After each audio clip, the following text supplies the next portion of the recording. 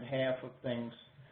But our presentation this morning is from Amber Runyon, who's a doctoral student here at CSU, but who I got to know many years ago when she had a different name and worked in Washington at the Heinz Center. So Amber and I have some history. And she's going to talk about drought management in the South Platte River area.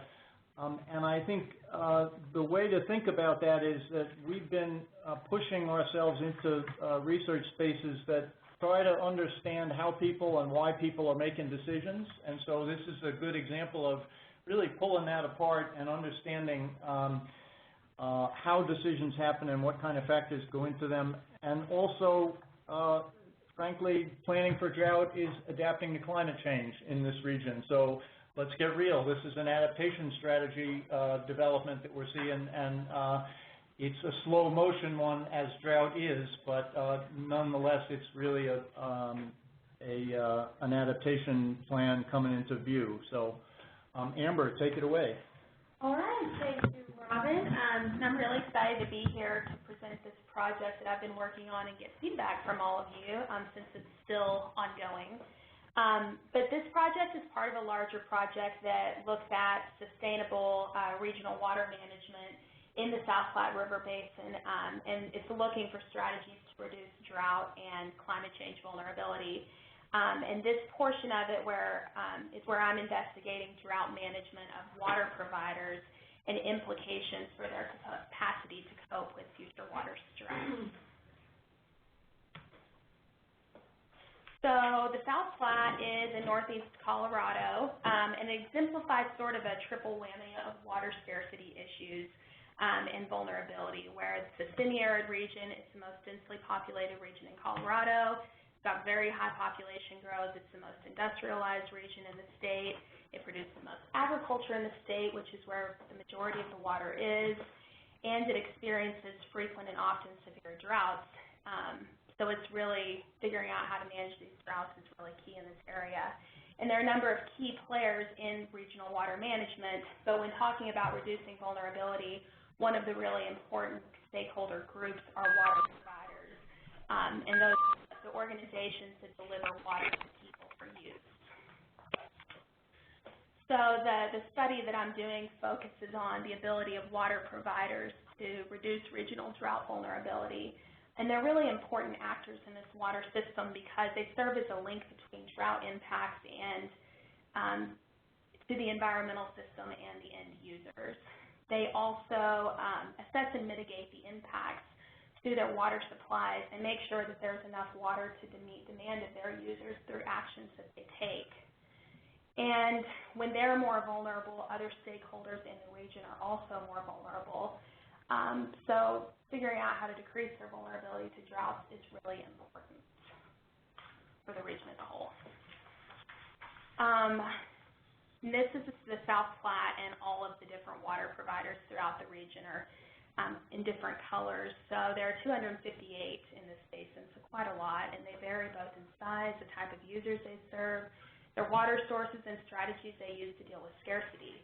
And because Colorado, like most Western states, has this culture of local control, the state's really looking to providers as key players in figuring out how to deal with future water scarcity.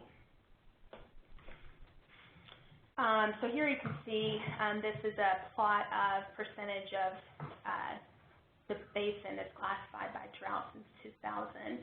And you can see that pretty much at some point, at every point in time, some point in the region has a drought.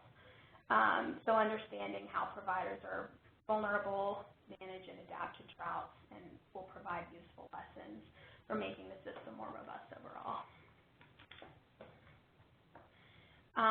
So in 2013, the Colorado Water Conservation Board surveyed water providers, and of those that responded, 48% reported that they felt they were less susceptible to drought impacts in 2002 than in 2012, although the conditions were very similar, suggesting that there was some sort of change and adaptation that happened during this period.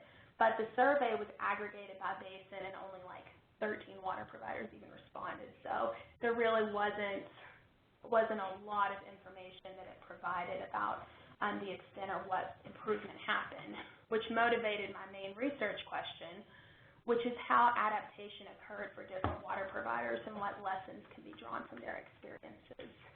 And to look at this, for this study, for this presentation, I'm answering three key questions. One, how were water providers impacted by the droughts during those two periods? How did drought management strategies change between the two events? And what does this tell us about adaptation for future stress? So the methods that I'm using or used for this study really relied on a mixed methods approach, combining qualitative and quantitative methods. And I started out doing a document review of official state documents from archives since 2000, including legislation, any sort of planning documents, executive branch type documents, and judicial decisions, as well as, and more importantly for this presentation, local planning documents. So where they were available for every water provider in the basin, I went through their drought plans, conservation plans, master water supply plans, and anything else that was available, which surprisingly there wasn't as much as you would think. I also reviewed historic drought conditions through this period, mostly drought monitor reports, but also state impact reports. And I interviewed experts, state officials, and water providers, which the water provider interviews are the main focus of this presentation. And of the 258 providers in the basin, I interviewed 25 providers, which I used. It was really important to me to make sure that I got a broad range of water providers in the study, since the one done by the Water Conservation Board was very limited, and most of the studies done in this region has just focused on the major metro water providers along the Front Range. So I wanted to make sure to look at different types. So again, to this graph, to understand how providers have changed their drought management strategies over time, I took an analog approach, looking backwards to understand what happened and why. And this time period of 2000 to 2015 really served as a useful frame of reference, because there are two things to note here. One, like I said, it's almost always in drought somewhere. But two, there were two really severe droughts during this time period, the 2002-2003 drought and the 2012-2013 drought. So this study used these two drought periods as a reference to look at how providers were impacted during these droughts and how management and policy strategies during this time period shifted. And comparison this way was actually really convenient for understanding how they adjusted their policies and adaptation adapted through this period. And then how the test run in 2012. Okay, so I hope this image comes up in a minute. Don't try and read this image. That's not really the point. It's more to serve as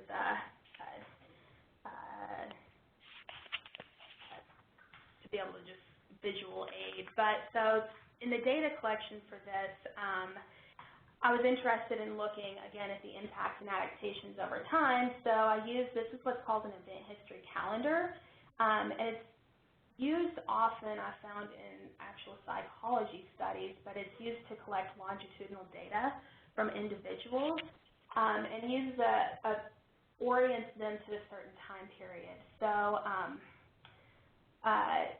what this is it's 2000 to 2015, and the rows are strategies that they use and impacts to the water system.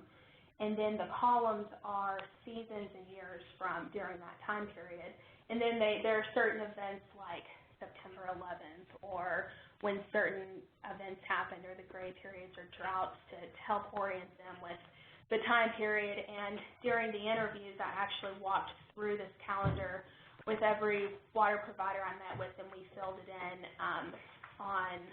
they filled in when they used certain strategies or not, as well as how they were impacted and how their water system was impacted through this time period. And here you can see sort of a partial one that I filled in with one of the water providers I met with. And again, during the interviews, we filled in this calendar, and it was 0 or 1 for the strategies of what they used, whether they had a drought plan, whether they were on mandatory restrictions or voluntary restrictions or filter reservoir. And then at the bottom, they ranked from 0 to 3 their ability to meet their water supply commitments during that time period. But more importantly, and really more usefully than that, we discussed reasons why their system was impacted through this time period and at certain points in time by drought and other factors, and why they used strategies or not. And I took notes in the margin for that. And then I used the document review process to verify the answers that they gave in this as well. And this really provided me with quite a rich data set that was both mixed qualitative and quantitative of their drought management over this time period. And I ultimately ended up with really 25 robust case studies. But more importantly, allowed me to quantify and evaluate when and why certain strategies were used and changes to deliver water over that time. Also, I'm still in the process of analyzing this, so I'm open to any suggestions anyone has. So the results section. Just a reminder to listeners on the phone that could you please put yourself on mute? We're getting a lot of background noise from someone. So the first question I was looking at is how providers were impacted by the 2 droughts. And for this, I used their impact score from the calendar, which was the self-evaluated semi-annual rank of their ability to meet water obligations, and it was 0 to 3 over this time period.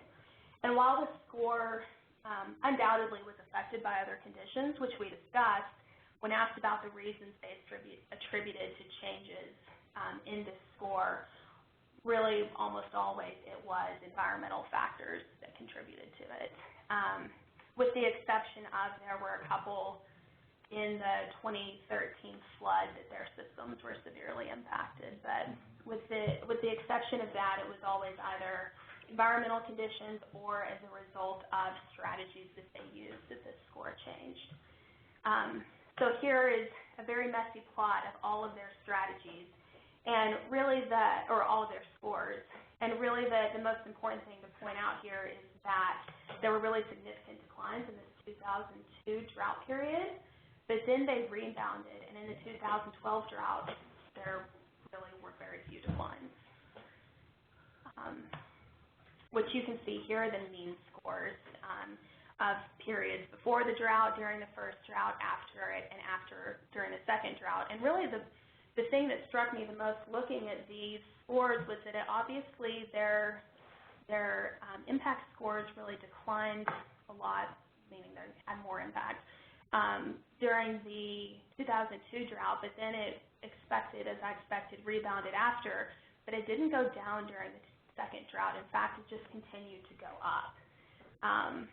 So I thought that was quite interesting and showed that they really did adapt well so that they could then manage better in the subsequent droughts, which here is just another little plot of the number that improved from 2002 to 2012, which was 18.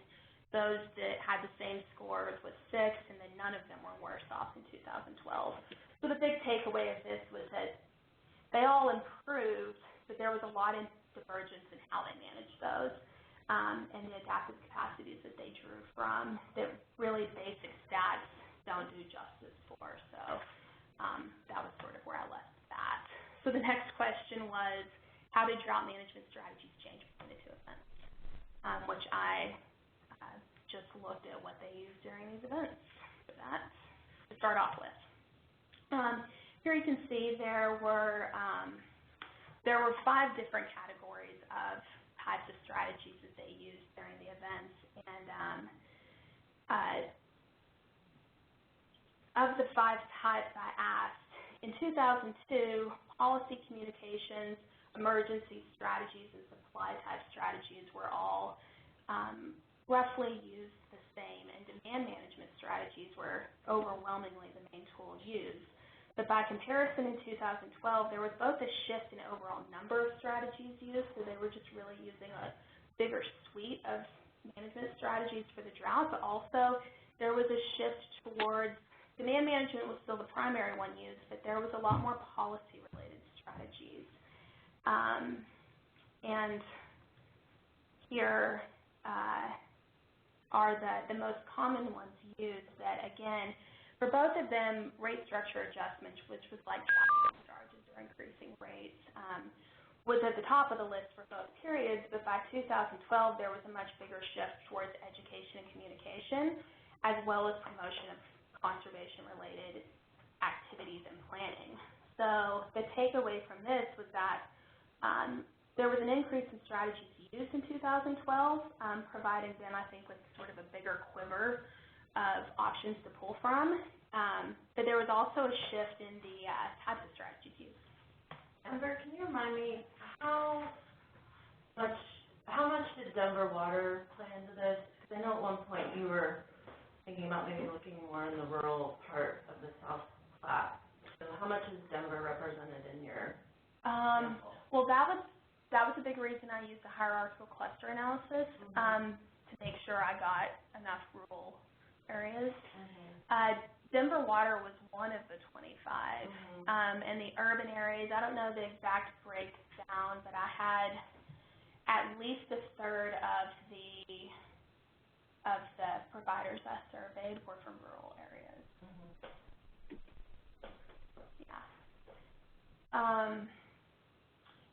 So, and the original intent of this research really was to look at what changes happened after the drought and conduct a statistical analysis to determine which strategies corresponded with their improvement, both in impact scores and which ones were ultimately the most useful.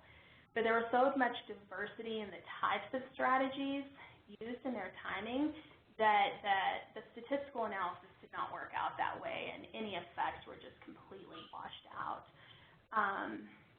And so I found that really looking into the qualitative data told a much more meaningful story about how adaptation manifested through these different organizations, which you can see from a couple of these quotes. I'll just read the first one, but there was a lot of learning during the 2002 drought. In the 2012 drought, we had all the tools in place to be able to deal with it and talk to customers, so it seemed a little smoother, which that was represents a lot of the sentiments that I heard from the providers. And really that the 2002 drought caught them off guard, but they were able to learn from their experiences and build more robust systems to deal with it in 2012. So what does this shift tell us about adaptation to future stress, which is the final part of this research project I'll present here. For this, thinking about adaptation, I ended up going back to the literature and doing sort of a post-hoc literature review when I was analyzing it to look at how adaptation is really defined and measured. And I won't belabor this with the group, but the big difference that struck me was that the difference between coping and adaptation, that I think the responses we saw in 2002 really represent this coping aspect, which are drawing upon available resources and experiences in immediate response to adverse shocks, versus adaptation, which is adding resources and strategies for actors to help them better respond to future stress. And so I use the differences between this that help frame the qualitative analysis for this last part. And you can see that manifested from the interview data here, where I asked each of the providers what they attributed to their improvement, if there was any, in 2012. And this table is the reasons they gave for improvement and the number of providers who listed it. And these are all examples of how resources or strategies were added to better respond to future stress. And what I found most interesting was that anecdotally in previous decades, the main response to a realization that there wasn't enough water for the future was to either build more storage or buy more water. But out of all of these, only the five with orange stars used the traditional structural type approaches, and the rest were new approaches management through policy or changing attitudes about water use, which really represented an alteration of existing institutions. And this is interesting because when we think about what makes the system more robust to future stress, it's growing increasingly more difficult to rely on some of these structural strategies. So these other strategies that they've added are a lot more likely to be available for other future stresses and will translate to things besides water scarcity. So clearly we can see that from the dramatic uptick of new approaches to management, all the providers learned something from the 2002 drought. But when thinking about enhancing future capacity to deal with some of the more complex issues that they may face, the basin is very likely to face, particularly from the population growth as well. I'm particularly interested in seeing in which providers engaged in more adaptive learning, which is rethinking the approaches that they use for water management rather than just making incremental improvements. And there was a diversity of those between the two. So without going into that, those that did engage in more adaptive learning and really rethought their management, here are the reasons that they listed for it. First, it sort of took this severe drought to jumpstart this process of regional adaptation, which really illustrates that change is nonlinear. They've been going on the same path for decades, and suddenly there was this huge change. But also, much of the focus of their planning and really thinking about their future supply and demand was driven by a process after the drought when the state required them to submit conservation plans and suggested heavily that they start drought planning.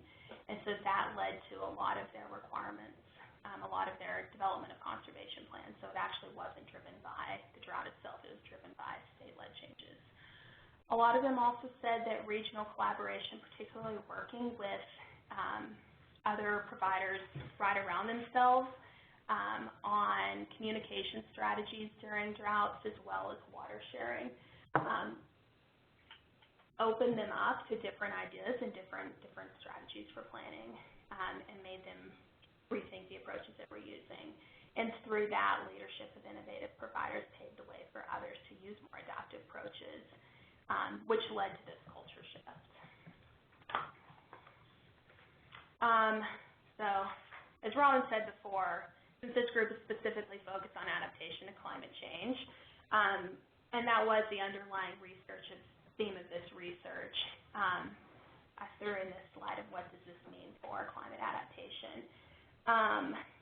And adaptations that happen during this period and lessons learned from it from the stakeholder group will translate to adaptation to climate impacts in some ways, but also I really think that the focus on drought of these providers and some of their views will also prohibit it in others. So there are a number of strengths that the providers have that will help them be more adaptive to potential climate stressors, including the institutions that were put in place as a result of the 2002 drought can also translate to being more responsive to other climate impacts. And also, of the shift in focus on planning that happened has made many providers be more forward-looking, which is helpful, particularly their requirement for conservation plans. And both the drought itself and the new focus on conservation has led to a shift in culture among users. However, there are some glaring omissions. Of those surveyed, I asked them all how they include climate change in their future planning, and I went through all of their plans and looked specifically for how they were incorporating climate change, and only one of all of the providers that I looked at, even including, I went through about 90 conservation plans, including that one. Two others acknowledge climate as a potential stressor, but say that the uncertainty in all the models is so much that there's no point in really looking at it, and it's probably included in the stochasticity of their models as well. So that was really surprising to me. And also I think that the focus of drought adaptation strategies has been specifically just on water scarcity because it's drought, but climate impacts, as everyone knows, or everyone on this call, may have other potential stressors. This summer really quite vulnerable to, like some of them had dams taken out or reservoirs taken out by floodings in 2013, or treatment facilities that were severely damaged, or ephemeral streams that they're relying on could dry up, and they're just not planning for that if they have blinders on and are only thinking about water scarcity issues. So one of the next steps that I'd like to look at, we'll see, is to lay out potential vulnerabilities for each of these providers and evaluate if they've been addressed through their drought responses.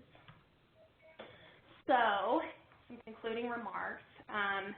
This research found, honestly, that a lot of the providers aren't super vulnerable to droughts because a lot of them still do have the idea that they can just go buy more water if they need to, and they will. There are a couple that can't, but that's still very much the paradigm that's operated under.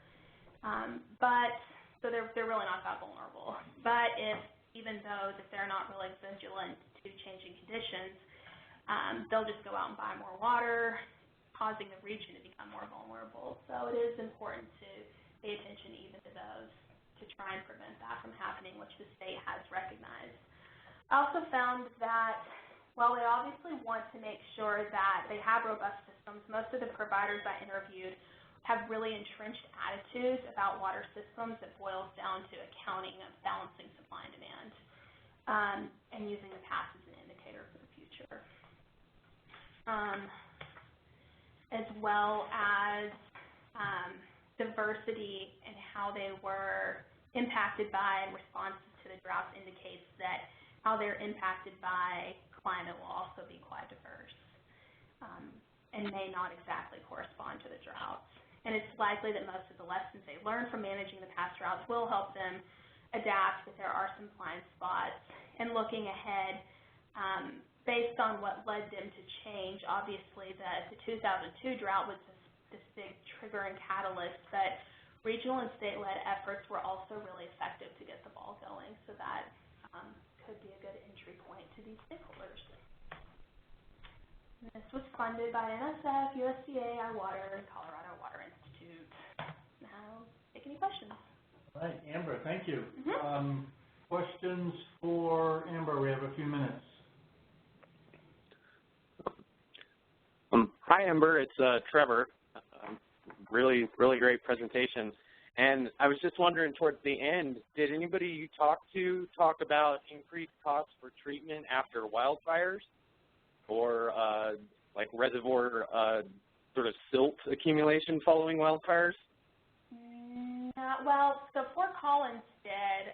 Obviously, in the 2002 drought, they had that problems with wildfires where they couldn't even, their main source was surface water, and so they couldn't use that source because of all the silt. And so, yeah, they had to use other sources. But they didn't talk about additional cost because of it, because I think that they were able to just switch to Colorado Big Thompson water instead, and so there was additional treatment. No one else mentioned that as a reason that they were impacted in 2012. Thanks. There were a couple that actually had quite a bit of their reservoir storage taken up by silt from the 2013 drought. So they lost quite a bit, I mean not drought, floods. They lost quite a bit of storage capacity due to that flood. Okay. Interesting. Thank you. Other questions? I have a question. This is So how many, did you get a sense of how many folks are involved in the basin roundtable, and if so, did they talk about it much, and how did they talk about it? And then a related question, how many of them were involved in the state water plan development, and how did they talk about that in relation to your question? Yeah, I was interested in that, and so I did talk about it with them. Most of them are not involved with the Basin Roundtable. No. The ones that, and there are some that sit on the Basin Roundtable, obviously they're involved with it. But the smaller ones have absolutely no involvement with that or with the state in general, aside from having to submit their water quality reports every year. And that's the same for the state water plan. Those that are involved with the Basin Roundtable process, which are your big ones, Denver Water, Fort Collins, Longmont, Boulder, Centennial. Those are the ones I interviewed that were involved. They were involved in the state process, but I don't even know if they were really that aware of the water plan. Right. They So don't. would you say it was like a quarter of them were engaged in that in that state process and maybe Yeah. Okay. And only, I would say, only the big ones. Interesting. Yeah. Another question from the phone? This is Ursula from Western Water Assessment. Great presentation. This was really good. I have a question on maybe a clarification. When you were talking about asking them about climate change and you said only one is, was it only one is thinking about it or only one are taking action, specific actions? Or I was just surprised by that because we actually work with several of those folks on climate change. So, but you might not have interviewed that person. So maybe that's it. Well, and that's very likely. Only one was taking action on climate change and incorporating it into their future scenarios and future water supply and planning. Thank you. This is less of a question than a comment, and I can't figure out whether it's optimistic or not. It does seem to me like the only thing that got them off the dime was being hit with a 2x4 in 2002. That's not a good model for us to work for, as the only reason you take action is when you're already in the crisis or you've already been hit by one.